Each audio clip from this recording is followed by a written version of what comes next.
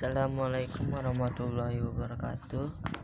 Perkenalkan, nama saya Muhammad Farhan Erlangga dari kelas 10 TKJ. Di sini saya akan mempresentasikan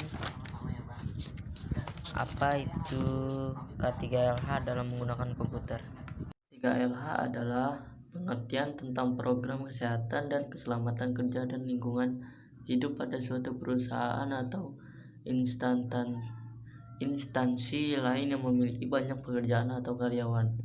Ada hal-hal yang harus diperhatikan dalam melakukan K3LH dalam menggunakan komputer, yaitu pertama, mengatur posisi tubuh yang benar. Yang kedua, posisi kepala dan leher. Posisi kepala dan leher harus tegak dengan wajah menghadap langsung ke layar monitor. Pandangan pada naskah, garis pandang dari mata harus tegak lurus pada monitor. Leher tidak boleh membungkuk atau mengadah karena dapat menyebabkan sakit pada leher. Yang ketiga itu posisi punggung. Posisi punggung yang benar adalah tegak, tidak miring ke kiri ataupun ke kanan, tidak membungkuk dan tidak bersandar terlalu miring ke belakang.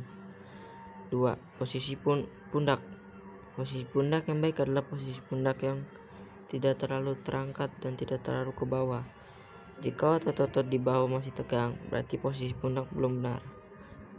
Yang selanjutnya, posisi lengan dan siku. Posisi lengan yang baik adalah apabila dapat mengetik dan menggunakan mouse dengan nyaman. Adapun posisi lengan yang baik adalah bila tangan berada di samping badan dan siku membentuk sudut tidak kurang dari 90 derajat. Yang selanjutnya, mengatur monitor dan pencahayaan.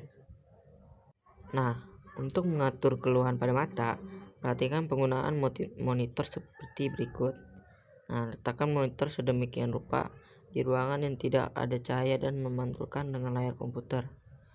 Letakkan monitor sejajar dengan garis horizontal mata agar pandangan mata tidak menunduk ataupun mengadah.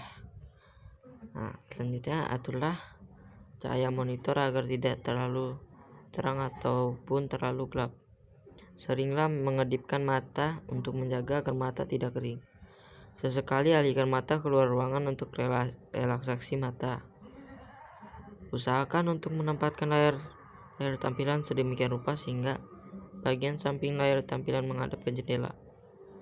Hindarkan menggunakan sumber cahaya dengan terlalu terang, khususnya yang langsung masuk dalam bidang pandang mata. Selanjutnya yang harus diperhatikan ialah mengatur letak kabel komputer. Dalam mengatur letak kabel komputer, perlu diperhatikan hal berikut. Kabel komputer harus dihindarkan dari air karena dapat menyebabkan konsleting. Usahakan agar kabel-kabel komputer tidak menutupi bagian-bagian penting komputer yang bergerak. Aturlah kabel-kabel komputer agar terurai secara rapi demi kenyamanan serta agar tidak terjadi arus pendek pada listrik. Mengatur penggunaan CPU. Hal-hal yang harus diperhatikan dalam menggunakan CPU adalah CPU tidak boleh bersentuhan langsung dengan tangan yang basah karena aliran listrik yang ada di CPU dapat menyetrum manusia. Jika komputer berada di ruangan ber-AC, jangan meletakkan CPU tepat di bawah AC. Hal ini dikarenakan tetesan air dari AC yang mengenai CPU dapat mengakibatkan terjadinya kebakaran. Bukalah casing CPU secara berkala untuk membersihkan bagian dalam CPU.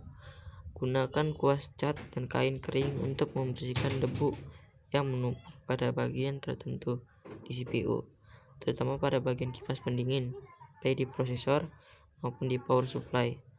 Hal ini bermanfaat untuk memperpanjang masa pemakaian prosesor dan komponen lainnya. Selanjutnya, mengatur penggunaan keyboard. Posisi keyboard yang salah merupakan salah satu faktor penyebab nyeri otot dan persendian. Nyeri otot dan tulang yang disebabkan oleh keyboard adalah penggunaan jari-jari tangan yang tidak seimbang dalam waktu yang lama untuk mencegah keyboard rusak dan terjadinya konsleting. Hindarkan keyboard dari tumpahan air. Untuk memperpanjang masa pemakaian keyboard, rawatlah keyboard dengan teratur. Bersihkan sela-sela tombol keyboard dengan menggunakan kuas. Selanjutnya, ruangan dan kualitas udara.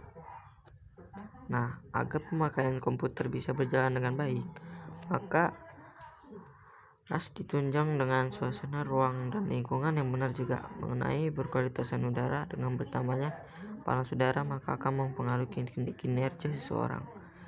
Syarat untuk sebuah ruangan yang baik adalah sebagai berikut. Ruangan tidak bocor dan tidak lembab. Ruangan yang terlalu lembab akan dapat merusak soket disk karena soket bisa berkarat dan akhir komputer bisa rusak. Ruangan tidak terkena langsung sinar matahari. Sinar matahari akan membawa panas, padahal di dalam komputer juga panas. Apabila hal ini berjalan cukup lama, maka komputer akan rusak. Temperatur kelembapan ruang diatur. Temperatur dan kelembapan ruang diatur sedemikian rupa disesuaikan dengan spesifikasi peralatan komputer. Pengaturan ruangan yang ber-AC akan lebih baik karena suhu ruangan dapat disesuaikan dengan kondisi komputer. Ruangan harus bebas debu dan partikel lainnya termasuk asap rokok. Ruangan harus selalu bersih dan sejuk. Debu dan asap rokok akan berakibat cepat komponen-komponen menjadi kotor. Ruangan harus bebas dari zat kimia yang bisa merusak fisik, material, dan sifat komponen. Tidak boleh berada dalam ruangan komputer karena bisa menimbulkan gejala elektrostatika. Sebisa mungkin harus dijauhkan dari ruang komputer. Lingkungan kerja yang banyak suara akan